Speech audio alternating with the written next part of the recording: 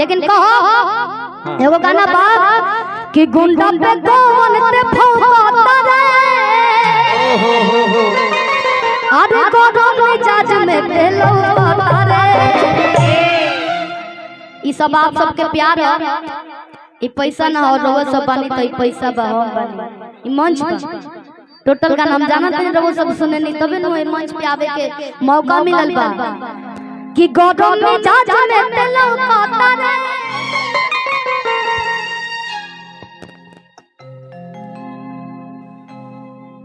कि साउथ के हीरो वाला लुक रखेला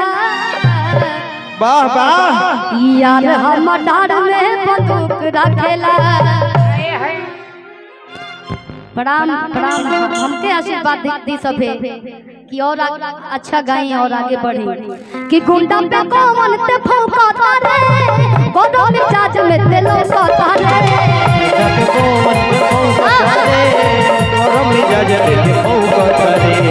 गुंडा पे कौन ते फौकाता रे गोदो मिजाज में तेलो पाता रे।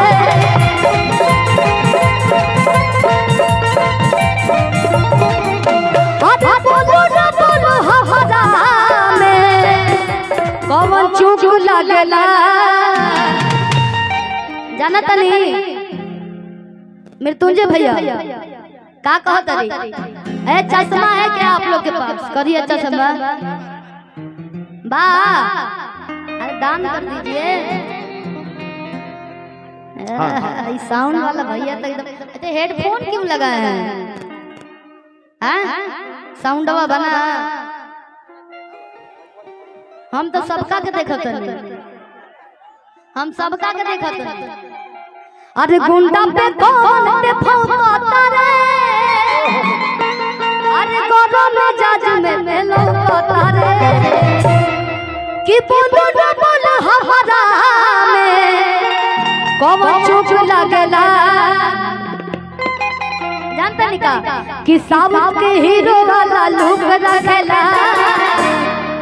कि साउथ के हीरो वाला लुक रखेला यार हम डार में बंदूक रखेला साउथ के हीरो वाला लुक रखेला यार हम डार में बंदूक रखेला।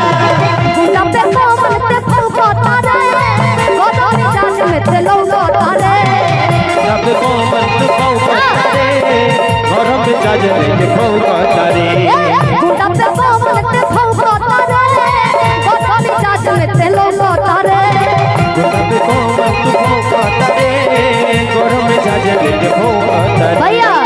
दो गो और चश्मा चाहिए हमरा प्रोग्राम हिट करावे देबा ना हां दो गो और चश्मा चाहिए दो गो हीरोइन खातिर हम आ जाइए हां आइए लेकिन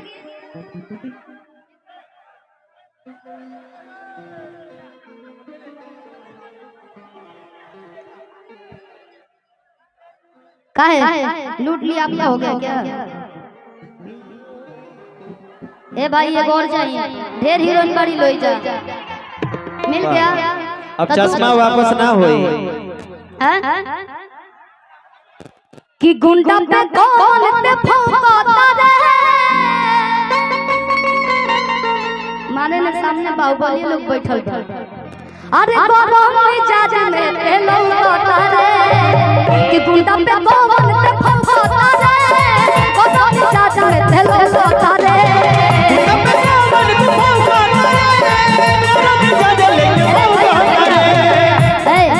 एगो खूबसूरत हीरोइन हो दे हे दे लेके आई चश्मा दी है चश्मा दी चश्मा सोचा तनी इतना हीरोइन में एगो हम हीरो बने हैं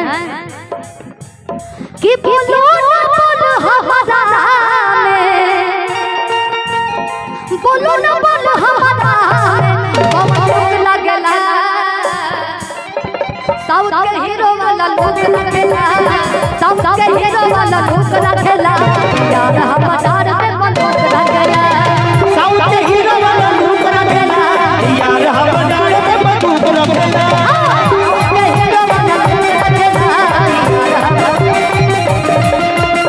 साउथ के हीरो वाला लुक रखेला यार हम डार में बंदूक साउथ के हीरो वाला लुक रखेला ए सुना कहे के बा हम कहबे खाली हो नहीं। हां हां हमार तो चालू है ऐसे कले रहनी कि जब होता शुरू तो रुकना नहीं। ऐसे कल झुकेगा नहीं चला। वाह पुष्पराज कि ताता ताता